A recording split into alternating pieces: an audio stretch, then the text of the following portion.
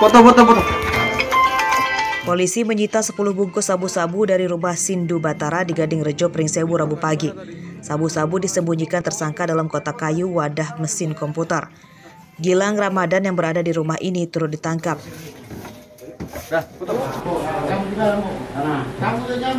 Dari hasil pengembangan, polisi kemudian menangkap 3 tersangka lain di Gedong Tataan, Kabupaten Pesawaran.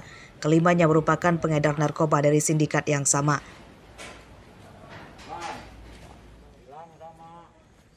Dari hasil pemeriksaan polisi, 2 tersangka yakni Sindu Batara dan Gilang merupakan residivis.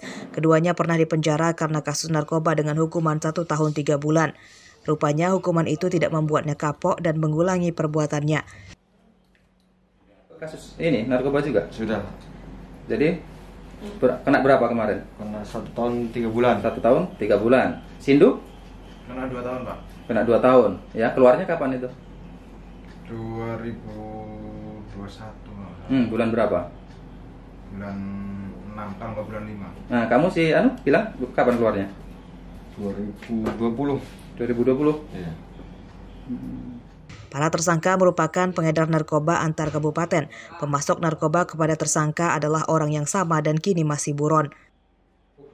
Telah mengamankan 5 terduga pelaku pengedar atau kurir narkoba jenis sabu, 10 paket sabu siap edar dengan berat 7,71 gram, 1 buah plastik klip, dan 1 buah timbangan digital. Terduga pelaku kita kenakan pasal 114 Undang-Undang RI nomor 35 tahun 2009 dengan ancaman minimal 5 tahun dan paling lama 20 tahun penjara. Polisi menyita 14 bungkus sabu-sabu, ponsel, plastik klip, dan timbangan digital. Atas perbuatannya, tersangka terancam hukuman paling lama 20 tahun penjara. Andri Kurniawan melaporkan dari Pringsewu.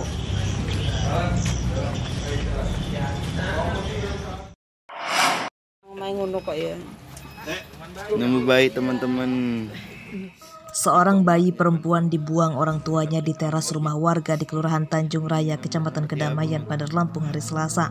Bayi dalam kondisi selamat namun kesehatannya lemah karena diduga belum lama lahir. Di tubuh bayi masih banyak bercak darah. Iya sama ya? Jadi kurusnya di kursi ini apa ya? Iya. Bayi pertama kali ditemukan pemilik rumah bernama Idrus Ridwan. Ia kaget saat pagi menemukan bayi dalam dus bekas air minum yang biasa diletakkan di kursi teras. Saya lihat udah jam 6, saya keluar lagi mau olahraga, ngambil sepatu di situ. Setelah ngambil sepatu biasanya saya duduk di sini memasang sepatu itu. Nah, udah itu saya menggeser ini, belum sempat kegeser, kelihatan udah jelas benar kelihatan mukanya kan, seolah-olah membalik begitu. Saya kaget, sepatu saya taruh sini, saya langsung angkat. Saya takut dia kedinginan atau apa. Dari data Pemkot Bandar Lampung, 3 dari 4 kasus penemuan bayi selama tahun 2022 pelakunya berasal dari luar Bandar Lampung. Nah, ini anugerah sih kita jaga. Kita sudah melalui Kepala Dinas Perempuan dan Anak. Dan ini bukan warga Bandar Lampung. Luar Bun ya? Luar. Kemarin si Rizky Pringsewu. Iya. Terus yang ini kalau katanya pasar apa ya? Dari kabupaten 3 kali itu kabupaten. Bayi yang belum diberi nama itu kemudian dilarikan ke rumah sakit. Polisi masih menyelidiki pembuang bayi. Hingga Rabu siang belum ada informasi warga yang akan mengadopsi bayi cantik tersebut. Tanggung jawab tugas yang merawat bayi untuk sementara diserahkan ke Dinas Perlindungan Perempuan dan Anak Pemkot Bandar Lampung. Jeffrey Arifin melaporkan dari Bandar Lampung.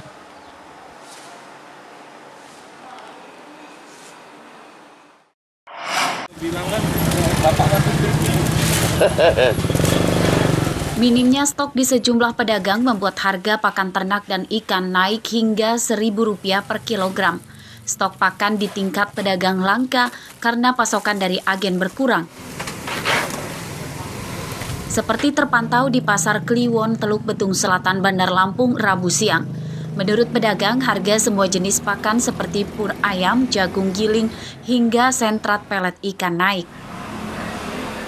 Sebelumnya, pur ayam dari distributor harganya Rp480.000, kini naik menjadi Rp490 sampai Rp495.000 per sak kemasan 50 kg. Jika biasanya mereka menjual Rp10.000, kini menjadi Rp11.000 per kilogramnya. Kenaikan pakan ayam baru berlangsung sekitar sepekan belakangan. Harga pelet ikan kini tembus Rp370.000 per sak isi 30 kg. Harga tersebut naik drastis dibanding 2 bulan lalu yang masih di kisaran 300 ribuan per sak.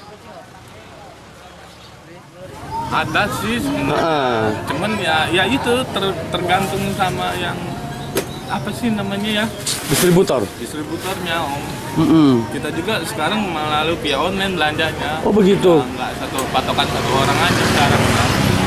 Nah kalau dulu seperti apa Bang? Kalau kita sistem belinya? Kalau dulu saya via satu orang, sekarang mah udah kebanyakan via online kebanyakan. Oh begitu.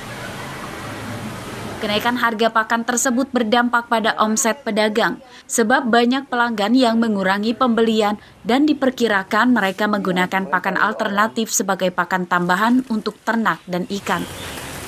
Arsadi Saputra melaporkan dari Bandar Lampung.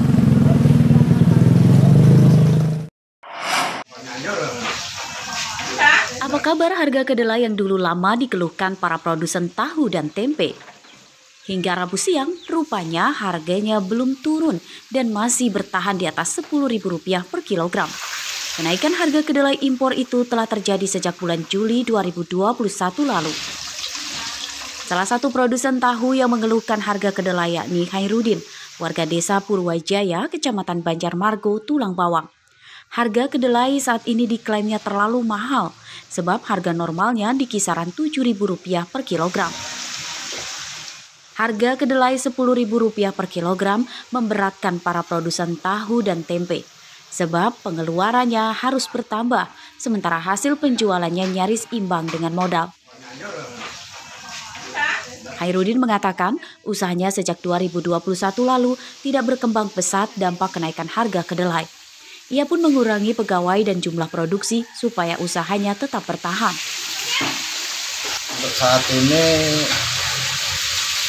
kenaikan kedelai itu agak lumayan, 50%-an lah dari harga awal dulu. Dari 7.500 sekarang 10.000 lebih per kilo. Para produsen tetap mengandalkan kedelai impor untuk bahan utama membuat tahu dan tempe, karena jika menggunakan kedelai lokal, maka kualitas kurang bagus. Mereka meminta pemerintah hadir membantu mengatasi kenaikan harga kedelai yang sudah berlangsung hampir setahun itu. Jika ini dibiarkan, maka akan mengancam usaha pembuatan tahu dan tempe gulung tikar.